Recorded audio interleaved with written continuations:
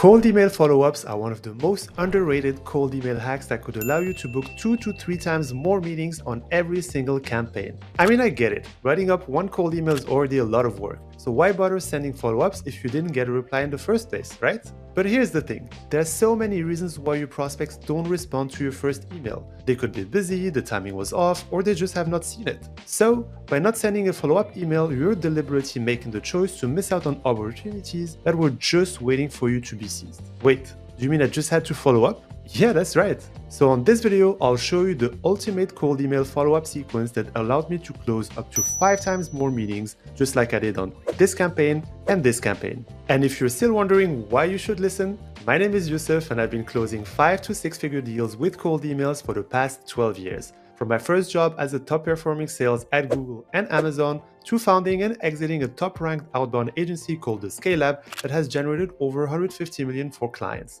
And being myself listed on the Forbes 30 Under 30 entrepreneurs list, you got it, I eat and breathe cold emails every day. But before we get started, make sure to hit the like and subscribe button just right here. So let's look into what a perfect cold email follow-up sequence is, including how many follow-ups, the amount of days between emails, and what to write. Watch till the end because the last one is going to surprise you, I promise you that. Let's get started.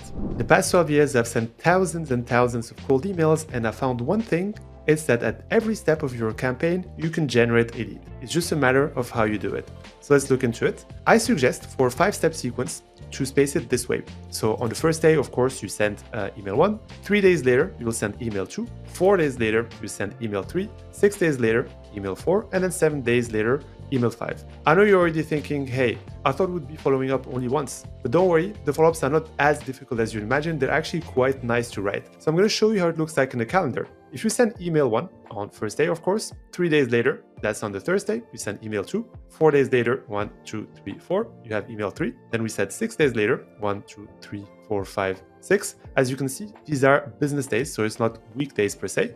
And then if we send the email 7 days later, the last one, that leaves an entire week empty for the email to come through. For email 1 and email 2, it's okay if they're sent in the first week, as long as the second email is super short and doesn't repeat what email 1 says. I'm going to show you a real example then.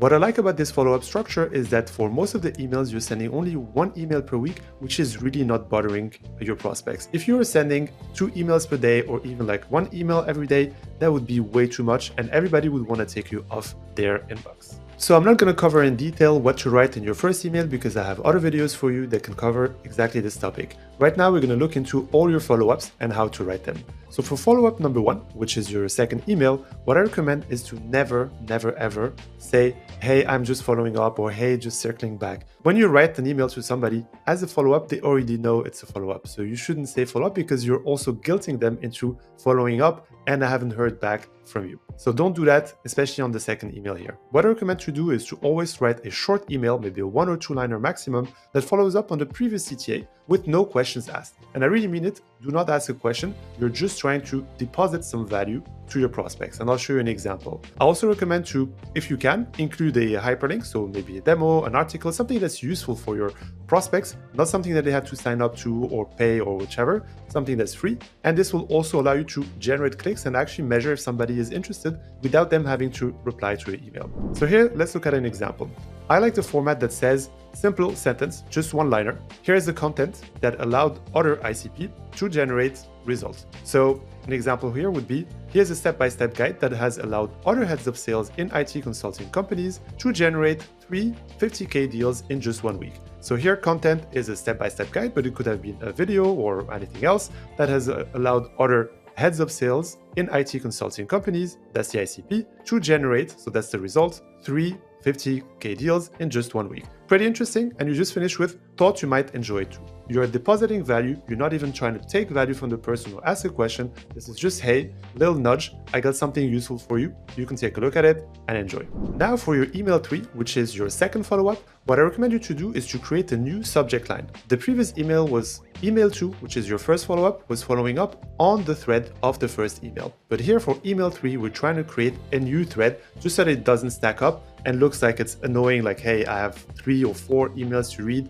and that's quite annoying for any prospect. So I recommend creating a new subject line, which can be a variation of your first email. So this is something that can be quite easy. And then the body should be a variation also of your first email using a different pain point just to change the angle. If you're repeating what you're saying on your first email, that's a big mistake. I know it's really tempting to want to say everything and probably repeat because maybe the person hasn't read it, but it's also maybe the person has read it, but they were not interested at that stage. So try a different angle and create a new thread.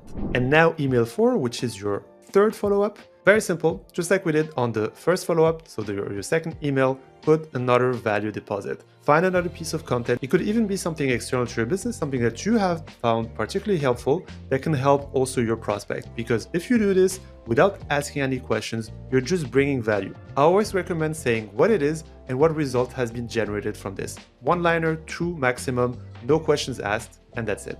And now the last email of your campaign, you see, it wasn't that long. So this is the breakup email. I like to just use it very simply.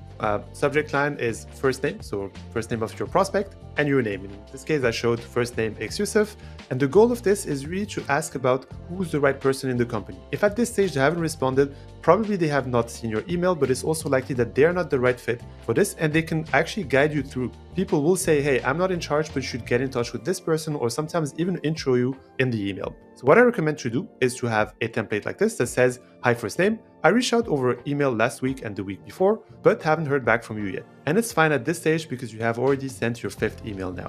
Say, are you responsible for action at company? Question. If not, I'd really appreciate a heads up on who at company would find value in solution. Thanks for your attention to this matter. And of course, you always have to sign. A real example here says, hi, first name. I reached out over email last week and the week before, but haven't heard back from you yet. Are you responsible for generating new business at company? If not, I'd really appreciate a heads up on who at company would find value in getting 3 to 5 referred leads every week. Thanks for your attention to this matter, and you sign. As you can see, the action is something that is specific. It's not just a function. It's really what they are bringing into the business. And the solution, I always place it not as this is my solution, but as the bottom line, what is the benefit for them to get there? In this case, I said find value in getting 3 to 5 referred leads every week, so that if they introduce somebody as well, they can right away see what this is about. And here you go. It wasn't that difficult. You now got your 5-step campaign with 4 follow-ups that are quite easy to do because one is a replica of the first email, one is a breakup, and 2 are just things that you enjoy, that you found value and can help your prospects. If you like this video, I'm following up with you now. Please hit the like and subscribe button. You can actually comment if this has triggered you to do it. Thanks for watching, and if you want more content about this, I've got this video, but also this video for you here. Happy scaling, and see you around.